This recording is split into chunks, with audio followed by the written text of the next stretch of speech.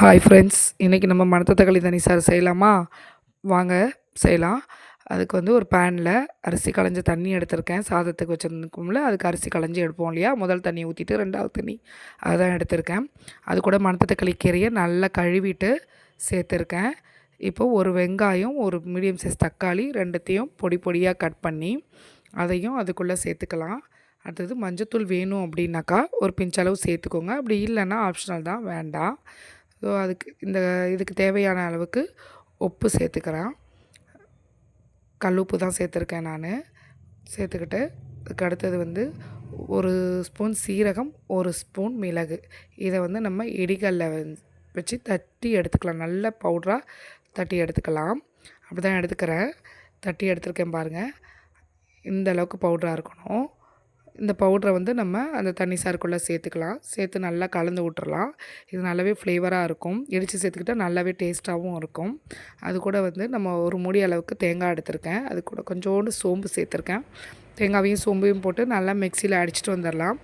அடிச்சுட்டு வந்து சில பேர் வந்து பாலாக சேர்த்துப்பாங்க. நான் வந்து தேங்காய் பேஸ்ட்டாக சேர்த்துக்கிறேன். தேங்காய் பாலும் சேர்த்துக்கிட்டாலும் ரொம்பவே சூப்பராக இருக்கும். நான் வந்து தேங்காய் பேஸ்ட்டாக தான் இன்றைக்கி சேர்த்துக்கிறேன். அந்த கீரை, வெங்காயம், தக்காளி நல்லா வெந்த உடனே இந்த தேங்காய் பேஸ்ட்டை அதுக்குள்ளே சேர்த்துக்கிறேன். சேர்த்து நல்லா மிக்ஸ் பண்ணி விட்றேன். மிக்ஸ் பண்ணிவிட்டு ஒரு 2-3 மினிட்ஸ் வந்து நல்லா கொதிக்கட்டும். கொதித்து அது அப்படியே நுர மாதிரி வரும். கலர் மாறிடும். கலர் மாறினோடனே எடுத்து ஊற்றி வச்சிடலாம் ஃப்ரெண்ட்ஸ். இது இவ்வளோதான். ரொம்ப சிம்பிளாக அண்ட் ஈஸியாக ஹெல்த்தியான ஒரு மணத்தக்காளி தண்ணி சாறு ரெடி ஆகிடுச்சு. வாய்ப்புண்ணு, வயிறு புண்ணு உள்ளவங்களுக்கு இதை அடிக்கடி கொடுக்கலாம். வாரத்தில் 2 இல்லை 3 தடவை கொடுக்கலாம். குழந்தைங்களுக்கும் கொடுங்க. வாய்ப்புண்ணு, வயிறு புண்ணு உள்ளவங்களுக்கு சரியாயிடும். ட்ரை பண்ணி பார்த்துட்டு எப்படி இருக்குன்னு ரிசல்ட் சொல்லுங்கள். நான் வச்சு முடிச்சுட்டு அடுத்தது மாவு ஓடிட்டு இருந்தது கிரைண்டரில். ஸோ அதை போய் பார்க்கலான்ட்டு போனேன். போனால் வந்து ஓடிட்டு இருந்துச்சு.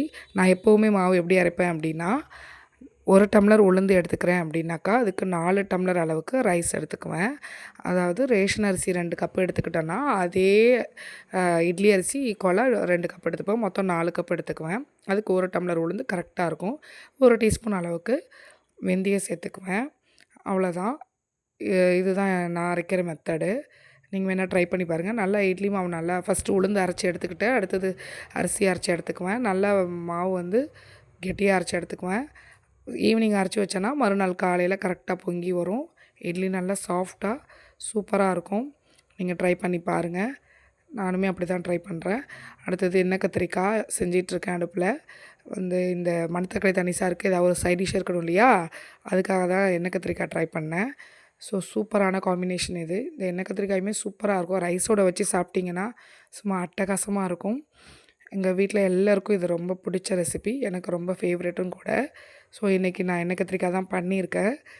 ஸோ நீங்களும் ட்ரை பண்ணி பாருங்கள். உங்களுக்கு இந்த ரெசிபி பற்றி தெரியணும் அப்படின்னாக்கா நீங்கள் கமெண்டில் சொல்லுங்கள். நான் வந்து இன்னொரு விலாகில் போடுறேன்.